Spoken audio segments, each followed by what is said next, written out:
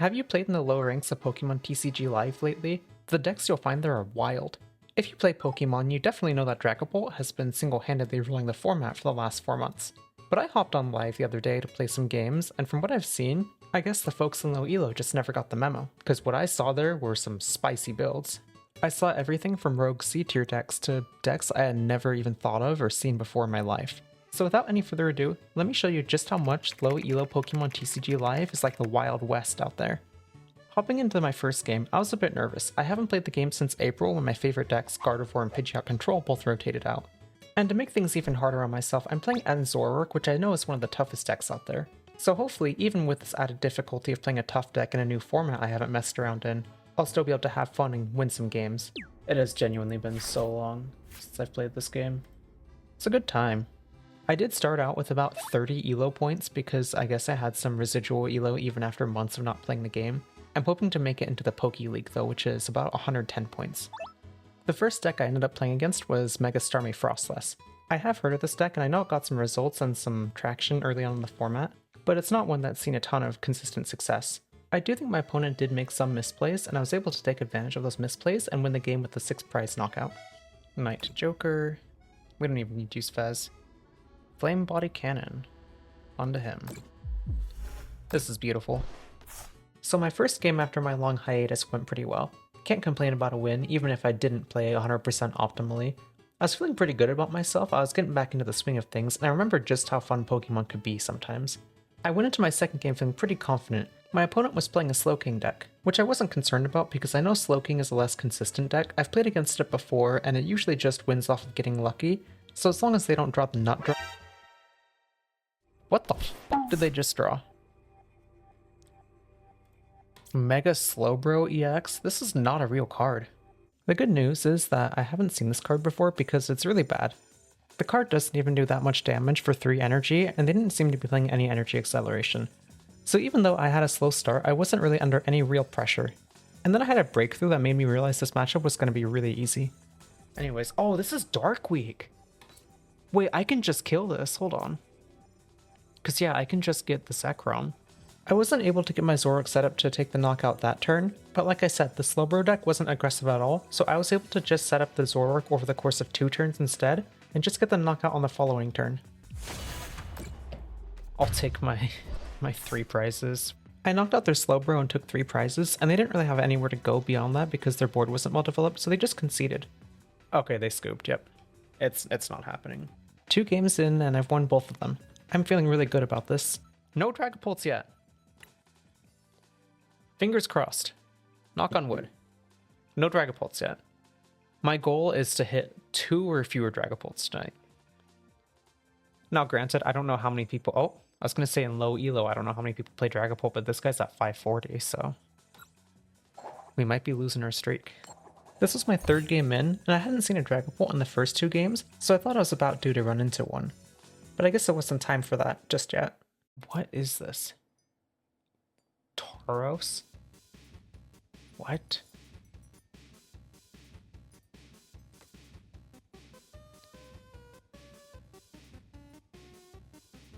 Okay.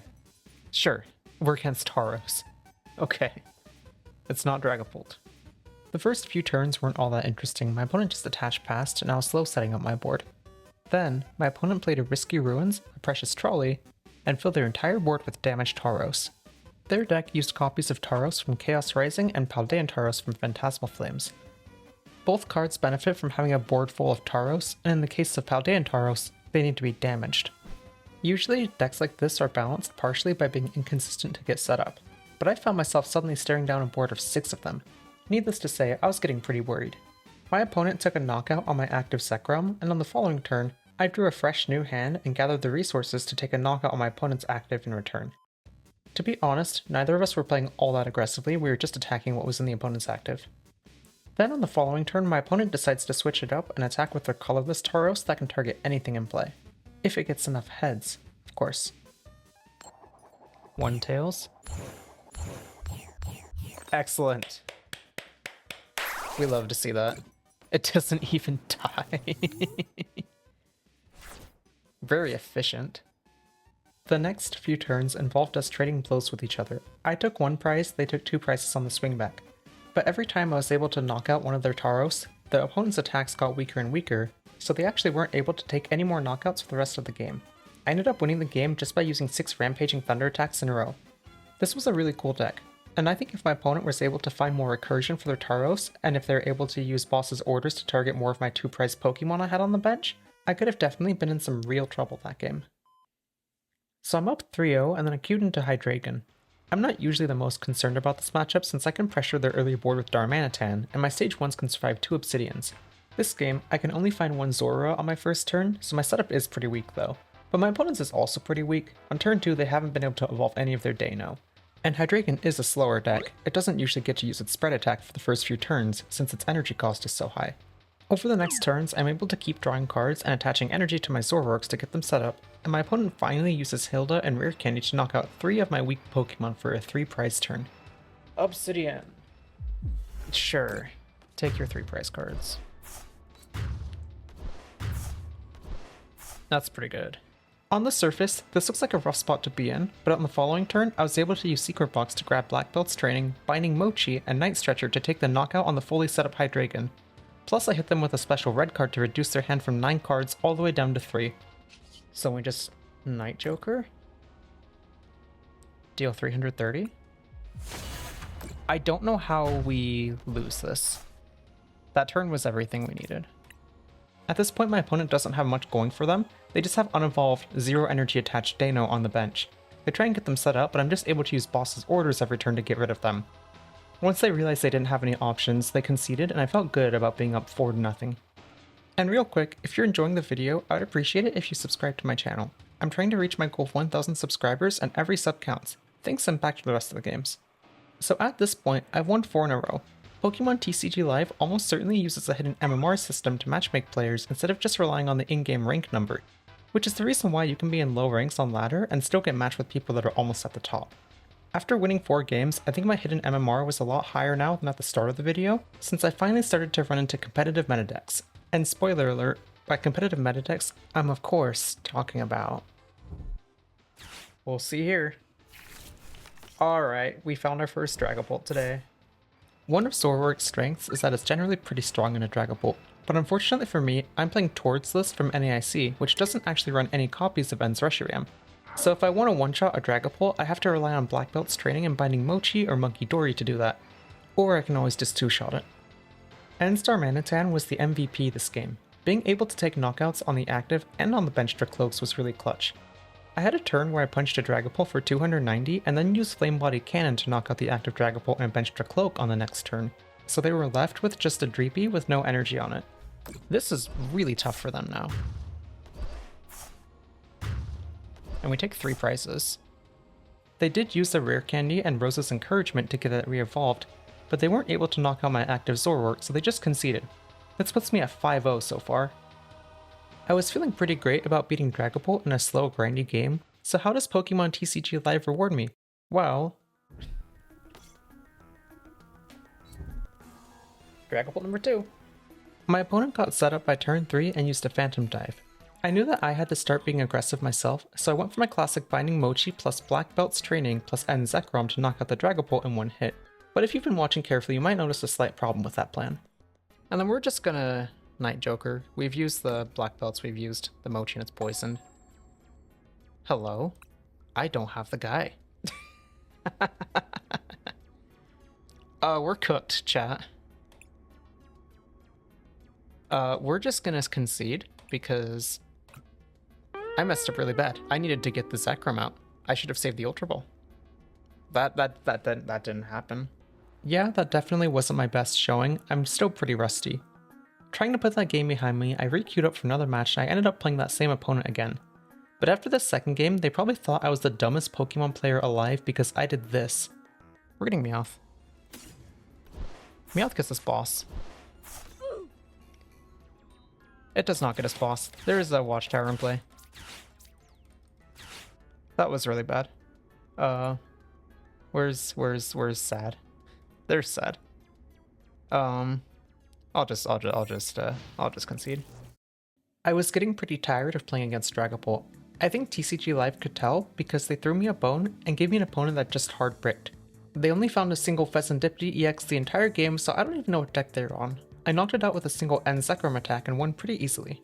So I'm currently 6-2, and the 2 games I've lost were from dumb misplays I made. Aside from my pride being a bit hurt from those, I was still playing pretty well overall. I also knew that I was 1 game away from getting into the Pokeball rank. I queued into my 9th game and my opponent was on Slowking. For real this time. I wasn't able to find any Zorworks though, and my opponent seemed to be hitting everything they needed. If I see Trifrost, I just scoop. I'm this close to hitting the button. Yep, GG's. Sitting at 6-3, I was ready to win the last game I needed to rank up. Little did I know, I was about to play against the craziest deck of the night. Chandelure. That's something. We both sat behind Badooz while getting set up. I wasn't exactly sure what the Chandelure deck did, until I was able to read my opponent's cards when they played the Chandelure from Twilight Masquerade and Mega Chandelure EX from Pitch Black. Mega Chandelure EX does more damage the higher the defending Pokemon's retreat is, which, when combined with its ability that increases the retreat cost of my active, actually meant that I was able to do exactly 280 damage and one-shot all of my Zorworks. And regular Chandelure was really interesting. It has an ability that forces both players to draw a card and an attack that deals 30 damage for each card in the opponent's hand. Which, since I was on Zorwork, led to a really interesting gameplay pattern where I wanted to draw cards to find my tools that I needed, but also not draw too many tools and have my Zorwork be able to get one-shot by a one-pricer. My opponent was able to take a couple of knockouts on my EX Pokemon, and so I was feeling pretty pressured. On one of my turns, I actually had to resort to just burning as many cards from my hand as possible, so I wouldn't die to my opponent's 2 Chandelure that they had. I think this is correct. Just Ultra Ball cards away. I'm never playing you and never playing you. And then just whiff this.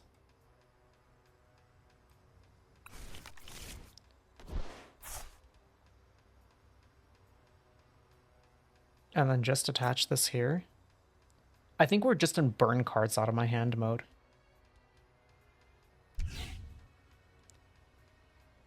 And just evolve. Sure. And then retreat. And then just Night Joker, I guess. My opponent did start this game out in a pretty strong position, having taken an early lead, but I did manage to even that lead out to just 2 prize cards each. And on the last turn of the game, I decided to tap into my Yu-Gi-Oh side and just trust in the heart of the cards. I used a Meowth to grab a boss's orders, but my active Zorark had used Rampaging Thunder the last turn, so it couldn't attack this turn. Plus, it was retreat locked by my opponent's Maractus, so the only way I could win this turn was to switch it out for my other end Zorark using Petulant EX. My Petulant was in the discard, but I had 1 Transformation Tome in my hand, so I was rolling the dice here and praying that my end Zorarks would be able to draw me into the other Transformation Tome I needed. And here's what happened. Last ditch. We have the boss. Alright, let's roll into the tome. We got this. Let's roll into the tome. We don't need you.